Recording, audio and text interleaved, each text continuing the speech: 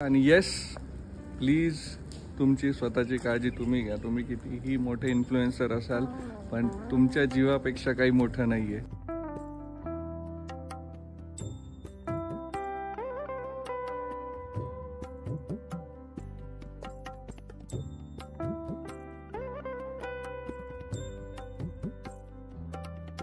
Hello friends, welcome back again in नाशिकचा भाऊ. So yes, again one more weekend, one more spot.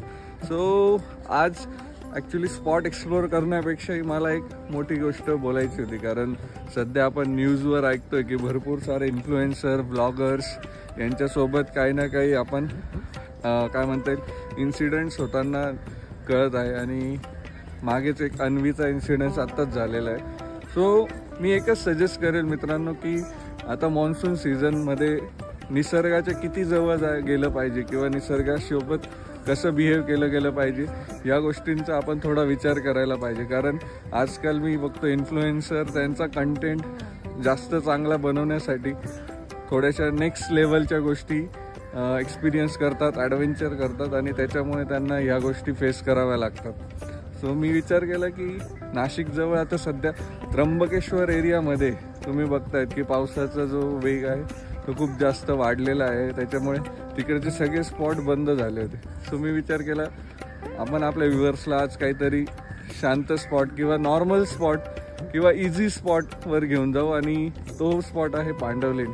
So पांडवलेणीबद्दल मला तुम्हाला जास्त काही सांगण्याची गरज नाही, पण विचार केला की मॉन्सूनमध्ये तिथला जो फील आहे किंवा तिथला जो एक्सपिरियन्स आहे तो आपण आपल्या व्ह्युअर्सला आज दाखवू या व्हिडिओतनं. सो तुम्हाला मी आज दाखवतो, स्टे ट्यून. आणि येस, तुम्ही कधीही कुठल्याही स्पॉटला जात असाल मॉन्सूनमध्ये विंटरमध्ये तर तुमची सेफ्टी हा तुमचाच कन्सर्न आहे. कारण रेस्क्यू टीम पोहोचेल किंवा अजून कोणी पोहोचेल यापेक्षाही आपण आपली सेफ्टी घ्यायची आणि आपण काळजी घेऊन त्या गोष्टी करायच्या आहेत. So yes, stay tune.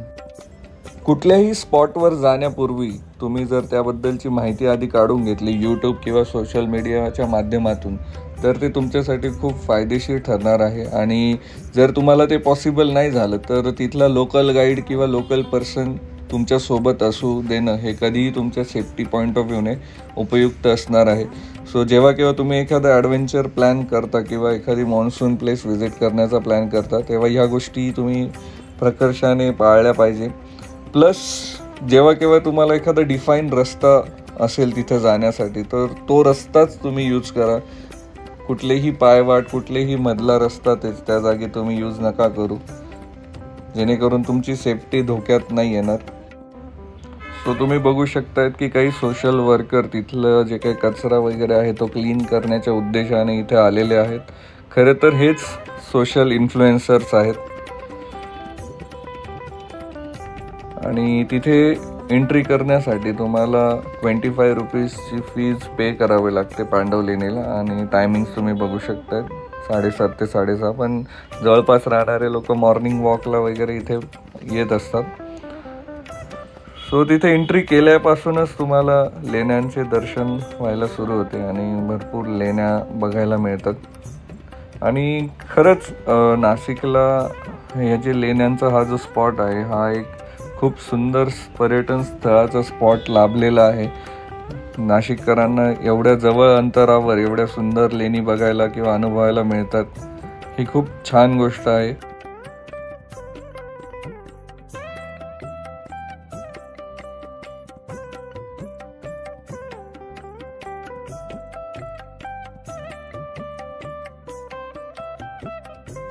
So पावसाळ्यात तिथलं जे वातावरण आहे किंवा तिथला जो परिसर आहे तो खूप सुंदर होऊन जातो. म्हणजे मी तर सजेस्ट करेल की नाशिककर त्यांचा विकेंड इथे स्पेंड करू शकतायत. आणि हा पूर्ण नाशिकचा व्ह्यूज तुम्ही बघू शकतायत की पांडवलेणीला वरती गेल्यानंतर इतका सुंदर असा हा नाशिकचा व्ह्यू आपल्याला बघायला मिळतो.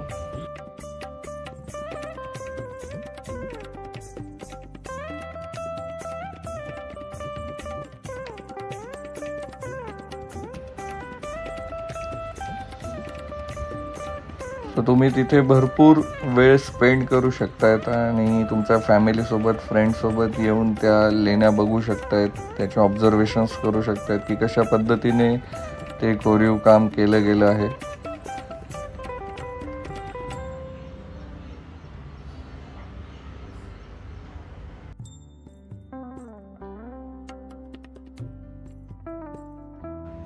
खरं तर लॉकडाऊन झाल्यापासनं ह्या स्पॉटला लोकांचं येणं जाणं खूप जास्त वाढलं आहे आणि इथे तुम्ही पांडव लेणीला ॲक्च्युली 2-3 ऑप्शन्स आहे एक्सप्लोअर करायचे. एक म्हणजे तुम्ही हा लेणी एक्सप्लोअर करू शकतात, नंतर याच्या टॉपला सुद्धा जाण्यासाठी एक मार्ग आहे, उतरण्यासाठी एक वेगळा मार्ग आहे, प्लस या पांडव लेणीचा जो डोंगर आहे याला प्रदक्षिणासुद्धा घालण्याचा एक मार्ग आहे. सो हे तिघं ऑप्शन तुम्ही वेगवेगळ्या संडेजला एक्सप्लोअर करू शकतात.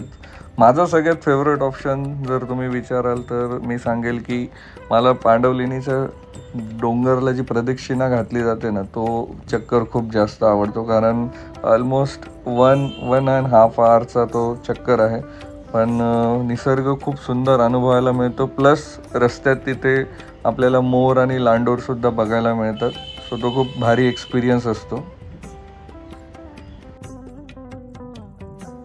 स्पेशली मॉन्सून सीझनमध्ये तुम्ही हा लेण्यांचा जो परिसर आहे तो एक्सप्लोअर करा असं मी रेकमेंड करेल. कारण खूप सुंदर वातावरण होऊन जातं तिथे पाऊस पडल्यानंतर, आणि तिथून जो नाशिकचा नजारा आपल्याला बघायला मिळतो, ते क्लाउडी वेदर, तो रिमझिम पडणारा पाऊस, खूप सुंदर व्ह्यू मिळतो आपल्याला तिथून.